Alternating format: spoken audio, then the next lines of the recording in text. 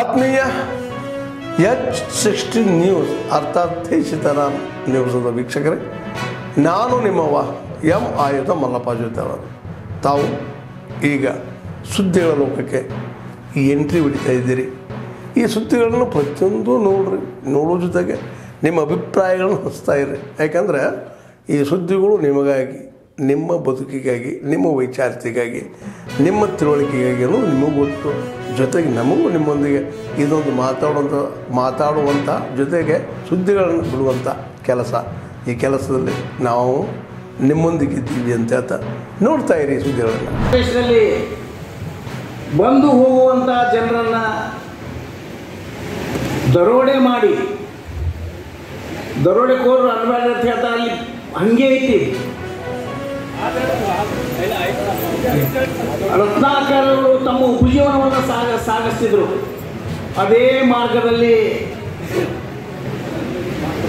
ಶ್ರೀ ನಮ್ಮ ನಿಮ್ಮೆಲ್ಲರಿಗೂ ಗೊತ್ತಿರ್ತಕ್ಕಂಥ ನಾರದ ಮುನಿಗಳು ಹೋಗುವಾಗ ಅವರು ಏನು ಹೇಳ್ತಾರಪ್ಪ, ಅವ್ರಿಗೆ ದರೋಡೆ ಮಾಡ್ಲಿಕ್ಕೆ ಹೋದ್ರೆ ಅವ್ರು ಏನು ಹೇಳ್ತಾರಪ್ಪ ಅಂದ್ರೆ, ನೀನು ಯಾರ ಸಂಬಂಧಿ ಕೆಲಸ ಮಾಡ್ತೀಯ ಅಂತ ಕೇಳ್ತಾರ. ಅವ ಹೇಳ್ತಾನೆ, ನಾನು ನನ್ನ ಹೆಂಡತಿ ಮಕ್ಕಳ ಸಂಬಂಧ ಮಾಡಾಕತ್ತೀನಿ, ಈ ಕಾರ್ಯವನ್ನು ಮಾಡಾಕತ್ತೀನಿ ಅನ್ನುವಂಥ ಮಾತನ್ನು ಹೇಳಿದಾಗ ನಾರದ ಮುನಿ ಏನು ಹೇಳ್ತಾರಪ್ಪ ಅಂದ್ರೆ, ನೀನು ಒಂದು ಕೆಲಸ ಮಾಡು. ತನ್ನ ವೀಣೆ ಪರಿಹಾರ ಬೇಕು. ರಾಜ್ಯ ಕೇಂದ್ರ ಸರ್ಕಾರಗಳ ರೈತರ ಬಗ್ಗೆ ಈ ಕೂಡಲೇ ಪರಿಹಾರ ಕೊಡಲೇಬೇಕು. ಬೆಳೆ ನಷ್ಟದಿಂದ ನೊಂದ ರೈತರಿಗೆ ಈ ಕೂಡಲೇ ಪರಿಹಾರ ಕೊಡಲೇಬೇಕು. ಎಲ್ಲರೂ ಘೋಷಣೆ ಕೈ ಎತ್ತಿ ಜೋರ ಕೂಡಬೇಕು. ಬೇಕೇ ಬೇಕು. ಯಾತಕ್ಕಾಗಿ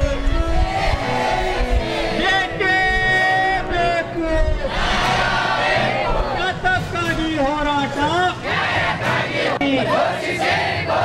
ಎಕರೆಗೆ 25,000 ರೂಪಾಯಿ ಕೊಡಲೇಬೇಕು. ಎಕರೆಗೆ 25,000 ರೂಪಾಯಿ ಕೊಡಲೇಬೇಕು.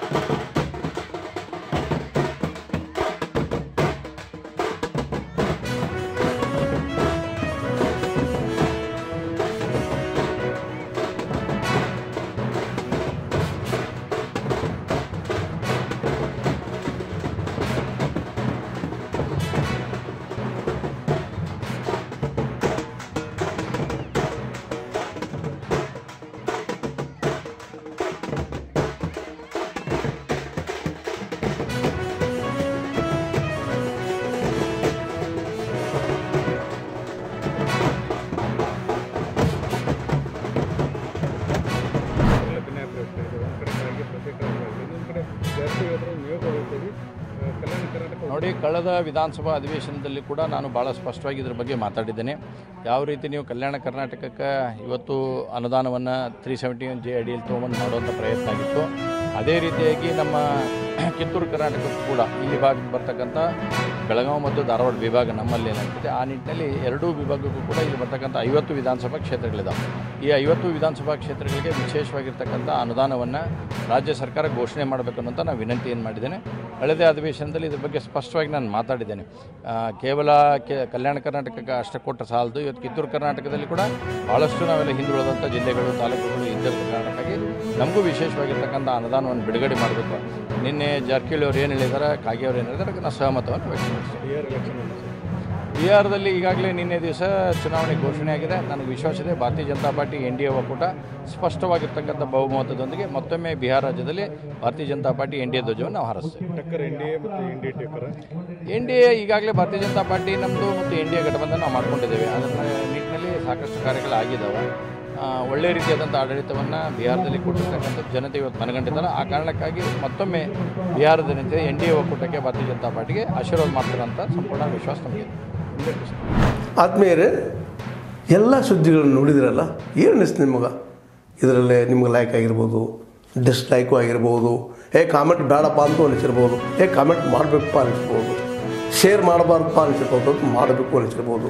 ಏನಾದರೂ ಆಗಲಿ ಶೇರ್ ಮಾಡ್ತಾಯಿರಿ, ಈ ನ್ಯೂಸ್ಗಳನ್ನ ಹಂಚ್ತಾ ಇರಿ, ಜೊತೆಗೆ ಇದಕ್ಕೆ ಸಬ್ಸ್ಕ್ರೈಬ್ ಆಗ್ತಾಯಿರಿ ಅಂತ ಹೇಳ್ತಾ H16 ನ್ಯೂಸ್ ಅರ್ಥಾತ್ ಹೇ ಸೀತಾರಾಮ್, ಇದು ಸತ್ಯದ ಕೈಗೆ ನಡಿ. ವಂದನೆಗಳು.